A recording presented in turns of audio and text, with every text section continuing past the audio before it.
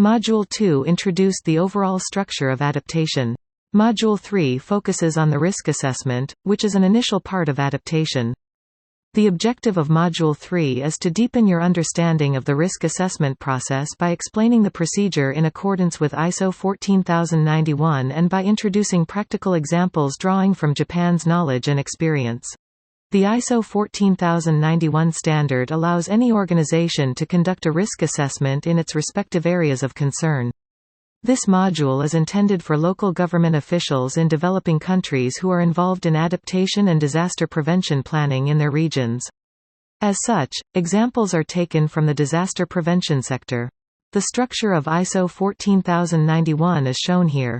Note that the risk assessment described in ISO 14091 is generalized so that it can be utilized by any organization in any sector. The standard is not specific to the adaptation planning of local governments in developing countries. It contains several examples in the annexes, but they can also be regarded as cases. Parts 2 through 5 of this module corresponds to these parts of the ISO standard. Some of the content of ISO chapters 5 and 7 shares common features with Module 2, and is therefore omitted from Module 3.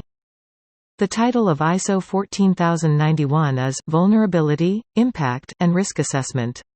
The vulnerability assessments and risk assessments in this context are virtually identical. ISO 14091 mostly uses the word risk assessment for explanation. An impact assessment constitutes the first half of a risk assessment. A risk assessment assesses the impacts of climate change on societies and ecosystems. The overall risk is assessed by additionally considering adaptive capacity. This module explains how to assess future climate risks. We hope that this module contributes to your planning and resource mobilization activities. Note, in particular, that the preliminary assessment will be key to subsequent activities.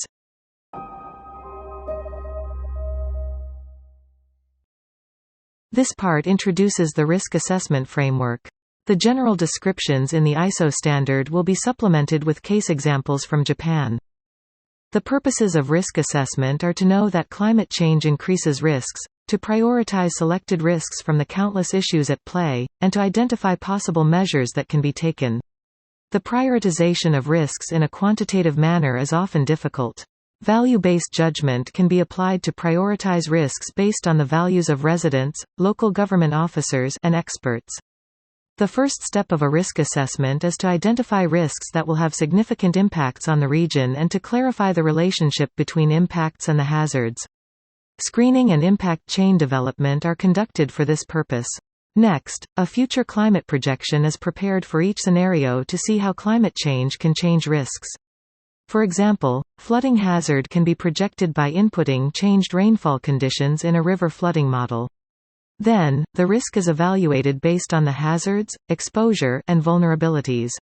This is the flow of an impact assessment performed in Japan.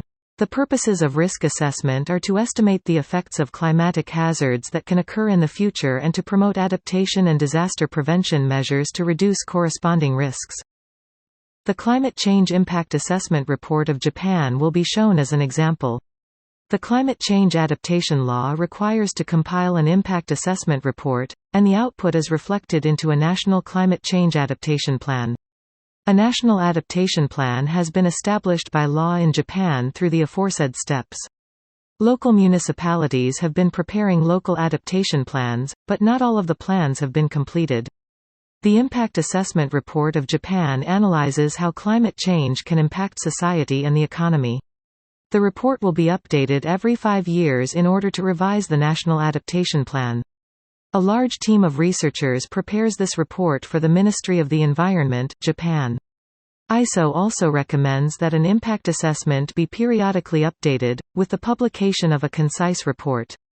For the 2021 report, an assessment was conducted on 7 sectors, and cross-cutting impact in addition. The issues were divided into 32 categories, with further breakdown into subcategories. The classification for natural disasters and the coastal area sector is shown here. 3 viewpoints for evaluation are defined: significance, urgency, and confidence. Significance is evaluated by the extent of future impacts on society, economy, and the environment. More care is needed when dealing with a risk that has a stronger, wider, and irreversible impact. Since climate change is a long-term phenomenon, the assessment should clarify when the impact will be apparent and when decisions will have to be made. The urgency is higher if countermeasures should be initiated soon. Prediction cannot avoid uncertainty. Confidence is higher when the consensus among experts is strong or the quantity and quality of evidence are high. The ISO also insists on the importance of communicating the uncertainty of the outputs. The figure compares the latest results in the disaster prevention sector with the results 5 years ago. The confidence of some items has been increased through the accumulation of knowledge. Mounting evidence also reveals that flooding and coastal erosion will be critical even if climate change is mitigated to a certain extent. Periodical reviews provide more appropriate scientific knowledge when updating the National Adaptation Plan. The next 3 slides show simple causal chains of 3 kinds of disasters taken from the report.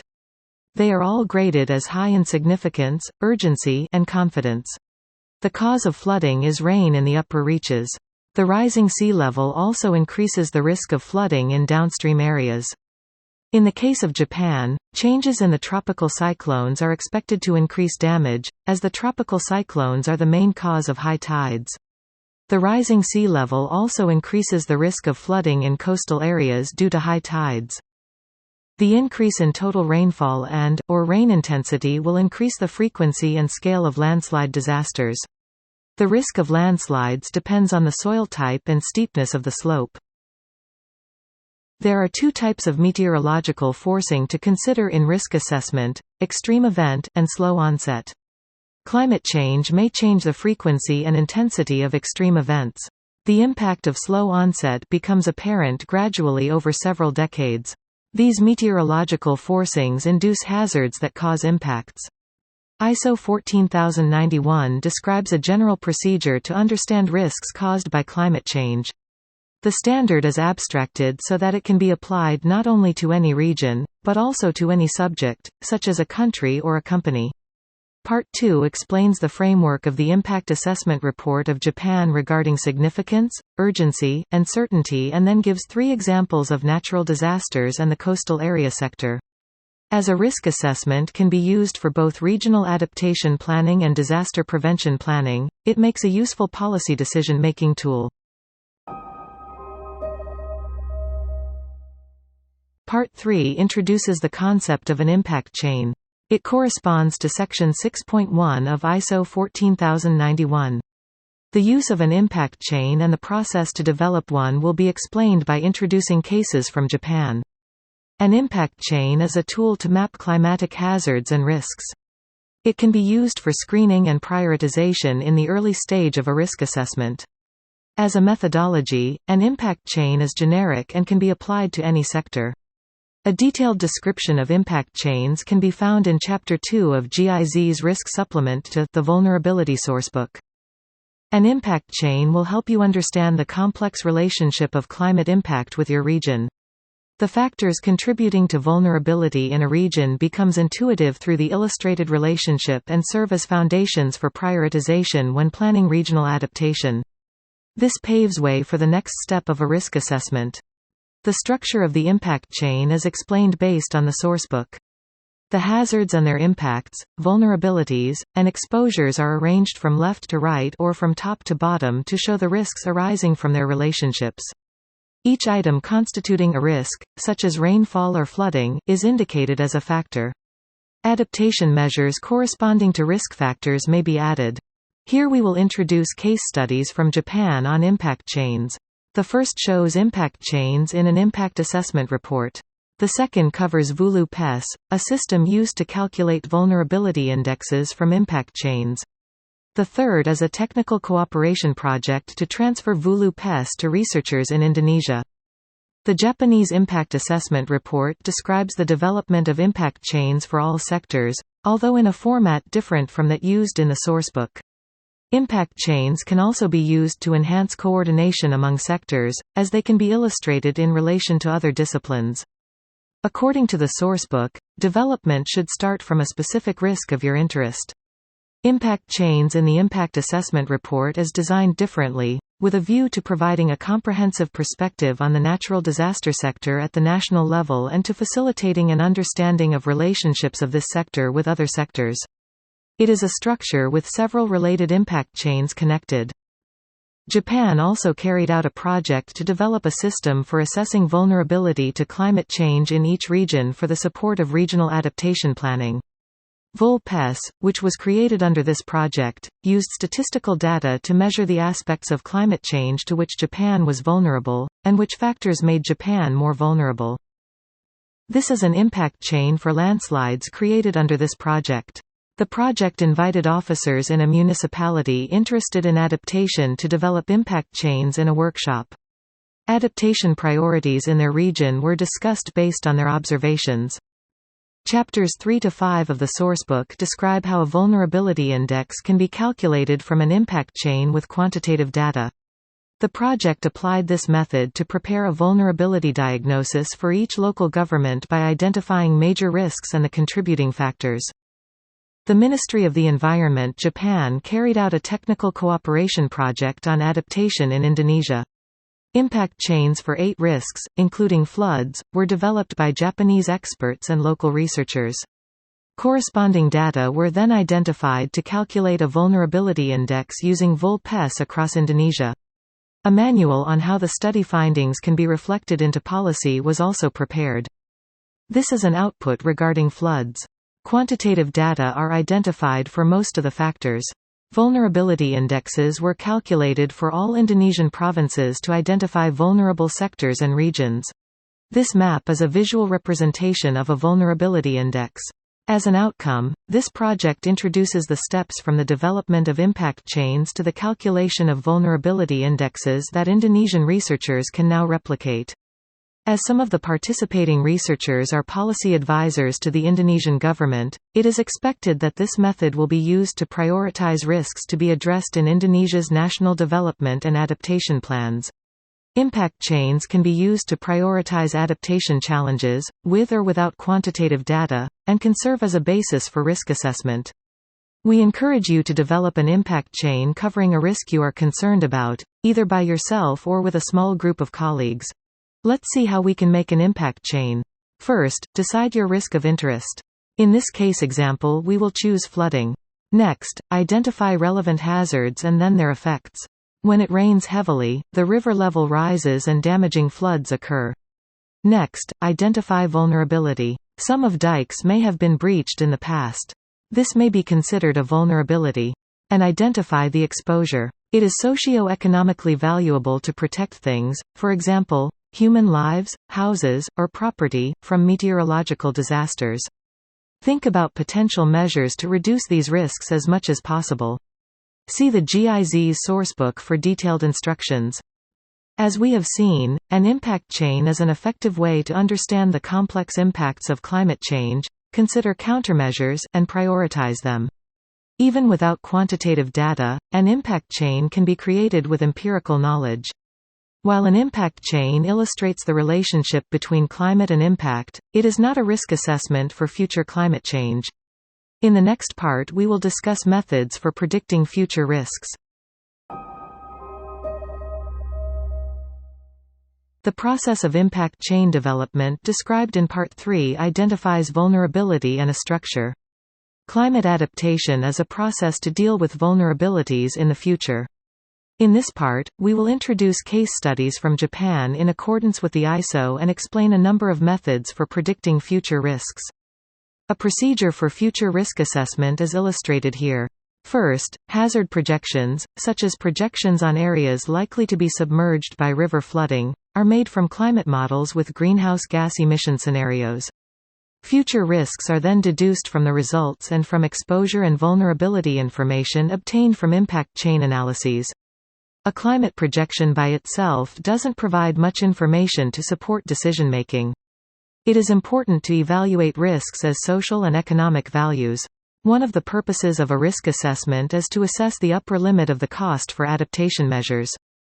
Due to the enormous demands on computational resources, climate projections are run at spatial resolutions of more than tens of square kilometers. This resolution may be too rough to be useful for planning local adaptation. Tools are available, however, to obtain local-scale weather and climate from global data. We call these tools downscalers. See Module 5 for more information. The future climate will be determined by the extent of greenhouse gas emissions reduction. The reduction achieved will not depend solely on the policies of your country, but on the policies of the whole world. A set of scenarios were developed to forecast how much investment will be made in emission reduction, and how wealth can be allocated to improving lives and international cooperation, in order to make climate projections. The decisions we make will inevitably have to take such sources of uncertainty into account. Properly dealing with climate models and global warming scenarios may turn out to be too complicated. When that happens, we can use alternative information. If your country has developed or is developing a national adaptation plan, it will be given a climate outlook at the national level. It is also reasonable to assume that the observed trends in climate and weather disasters in your region will continue. For future risk prediction, for example, you will need a model that predicts hazards such as river flooding. Depending on your sector or risk, online tools may be available for free. 3 tools on river flooding are shown here. See Module 5 for details. Some of the tools available, such as RRI and HEC, can only be used by experienced river engineers. Others, such as the Aqueduct Flood Tool, can be easily used by local government officials. The procedures for the impact assessment conducted in Japan are summarized as follows. Based on this data, we are making models, combining them with climate predictions to evaluate future effects, and considering adaptation measures. Here is an example of another impact assessment by Japanese researchers.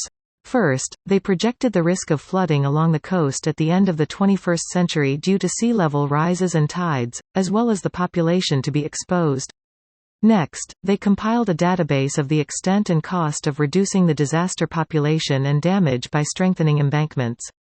Taking into account the existing embankments, they found that it would be economically rational to implement adaptation measures in the world as a whole.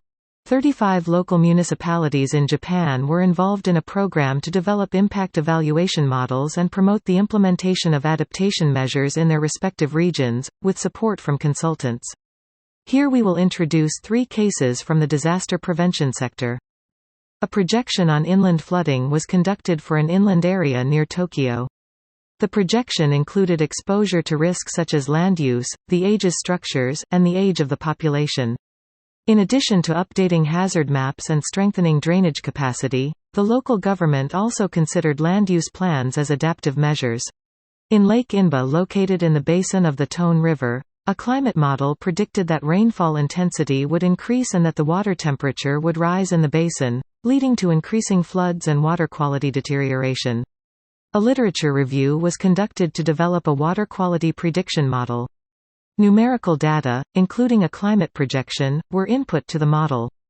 22 measures in 3 sectors, namely, flood control, improvement of the water quality of inflow water, and the environmental management of lakes, were examined from the viewpoints of feasibility and effectiveness. Irrigation ponds in Kyushu, southern Japan, are aging. If the ponds collapse, flood damage during heavy rains will worsen. The local government developed and applied a model to predict if the risk to the ponds could be reduced sufficiently when they introduced adaptive measures. The research team also proposed a plan to strengthen the disaster prevention capacity of the region on this issue. The projection of climate change hazards has been mainly discussed.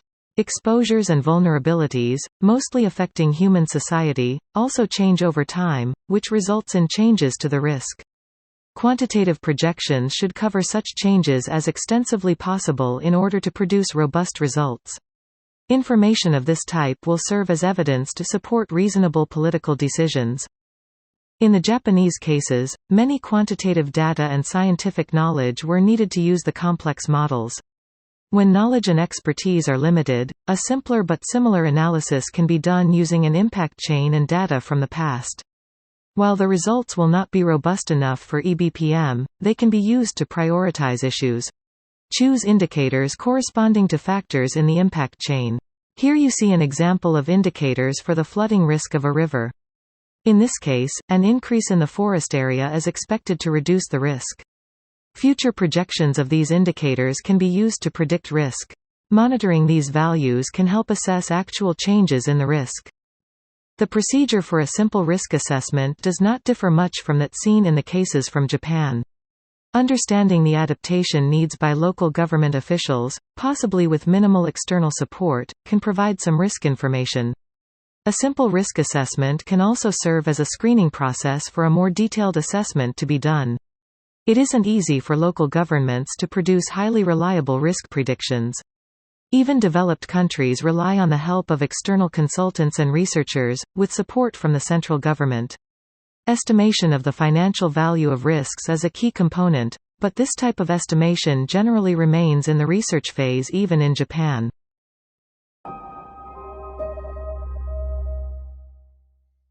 We have introduced risk assessment as a process to produce basic information for the development of adaptation plans for a region.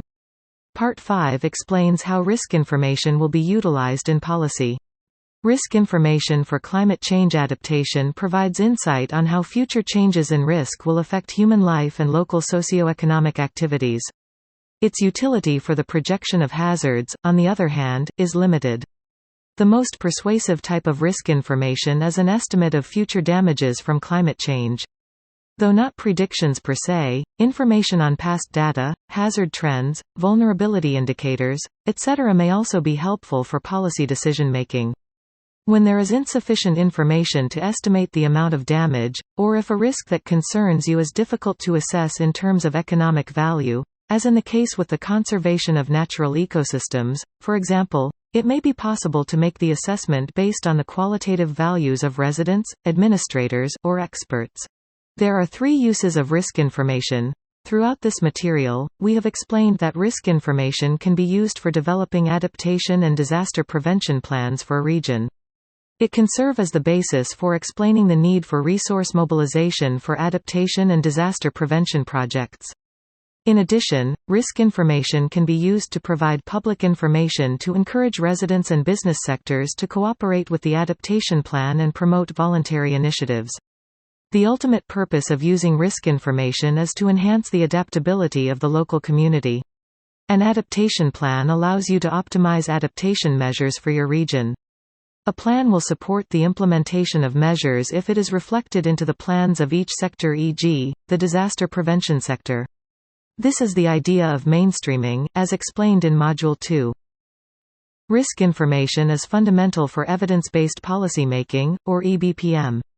When coordinating the financing for the implementation of disaster prevention projects, the rationale for the disaster prevention investment needs to be explained to the budgeting authorities or international cooperation agencies.